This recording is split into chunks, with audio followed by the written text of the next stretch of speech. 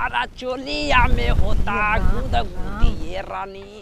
बचिया नहीं तो क्या कबे के गावत गावत चलत रहो ला शर्म नहीं के तार चला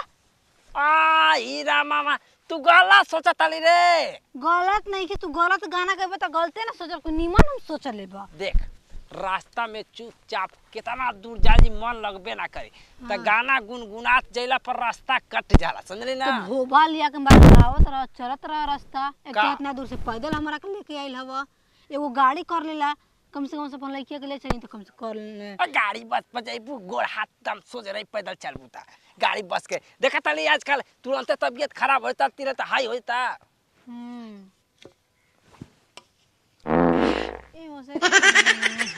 बे मौसा खूब पादा तारा तू तो जितना कम के लियावे नहीं कल उतना तो पाद देला देख बचिया अब तन की बूढ़ पुरानिया भैनी पेट और तक खराब तो होते न रहेला कनी हम तू ना होई त ई झिंगे रह झटपट हम ना लाइटिंग का क्या जाता है घरवा से हक के ना आइलो आई हो मैया अब देखा प्रेशर बनो कहां बैठी हम अरे बैठ जाए जे सब धरती माता के हैं कहीं हमनी के जल्दी हक के आई जल्दी हक के आई मौसा हां ए जे रहिया मोबाइल चलाओ तो चलाइए आराम से तहर गाना सुन सुन के तो हम तो पागल हो गनी चोलिया में खोलिया अरे साला ये अरे बा चलो अपन सहेली से बतिया ली का करब उनका हगवास मुतवास मोइल लाग गई अरे मुहवा से हेलो हेलो हाथवा से टाटा ए दुपट्टा वाली तो पे मन भइल लाटा ए दुपट्टा वाली अरे नहीं रे जात हम मौसा लिया के अपने गांव में ए सारा वारे ई के बुलावती है ठीक बा रख रख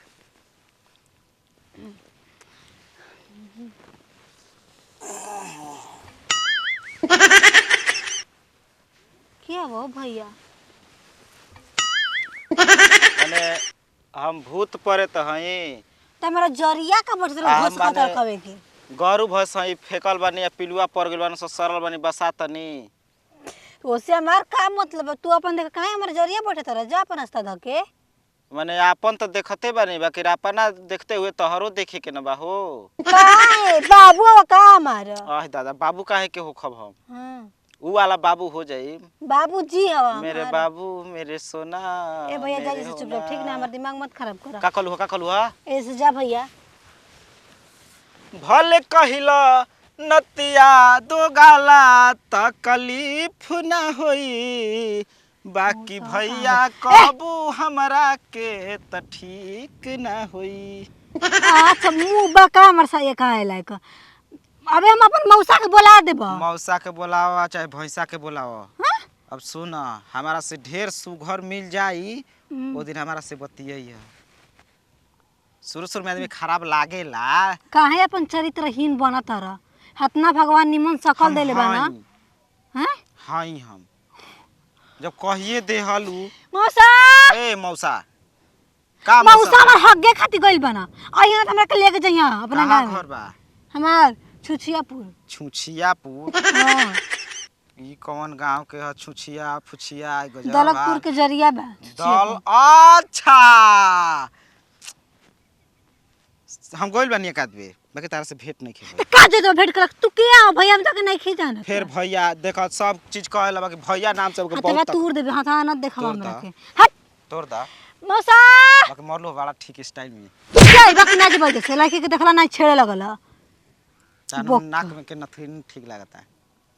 पढ़ेलू ना पढ़ी ना चूल्हा चौका करबा संगे तबो कोनो दिक्कत नहीं खे हमार माई पसंद कली तारा के अपन तो बनावे खातिर अजी एगो सिवान में पपीता के पेड़ आदमी लगा देना कि पाकी तो खाए के एको बचल बा खाली एगो बचा रहला स देखत तन जे कौन सारा तोड़ के लेके जात न स हैं ओ जो गोरे के न परी ना रवा त कतनी बगैचा लगा देवे के आ जब आवे के त अमरूद फरा रही कब बड़ा सुघर फर रहल कि केन कौन सरबा ई का क दान स ऐसे कतनी के कांचे तोड़ के खा जान जा जी पानी डालनी जा बड़ कन जा फरल ना दूसरे के उखा गल जमन नाती खइले होए जा पपीता के बदला में पेट में पपीते हागला पर निकल एगो पपीता खातो के सारा ये बहुत देखनी हम लोग चल पंगा ठीक ना देखो जितना तू समझ तड़ू उतना हम खा यही तरह मार तड़ू आ कच देना धक या एगो चुम्मा ले ली तब का होई धा कैसे दड़िया छील देब तारा ना कैसे नानी हरामी कुत्ता कहीं का। अरे इतना खिसियाल जाला। कैसे हाँ? बोलत रहो है बोरा अब देख भाई लेखा बाटे भाई है चाची भाई है। अब देख लिया के जाता नहीं ठीक बा। आ कौनी ह कि किसी का बेटा ई कहते गाड़ी बस ले लिया के चला हम कनी हेजे जाए के बा बगेदनपुर हो। सुना हई रास्ता में हईसन कुल मान के चला लभर ओभर हो जा। ए चाचा ई का कहत भाई बहन जाए आ ये भाई मिलत है बबुआ चेहरा देख ला केने से नहीं खेमिला देखा है जी खारो तनी जा देखा था एकदम जोड़ी ठीक है भाई बहन। अरे पागल हो जा काहो तू लोग गांव सही में गवार का है ना। एके साल हम बढ़ हई हां लड़ाई झगड़ा काहे करता गाड़ी पे हाँ ये चाची हमें के नहीं खी जानत हमर मौसा रहल अये ना खपर लाग दी छिछिया पुछम के लेके जात रहल हम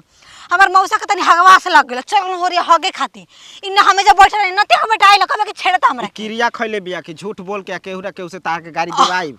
क्रिया खइले ए बिया बच्चे भाई के ना बोलल जाला हमर मौसा ये तो लोग हम साबित करवा दे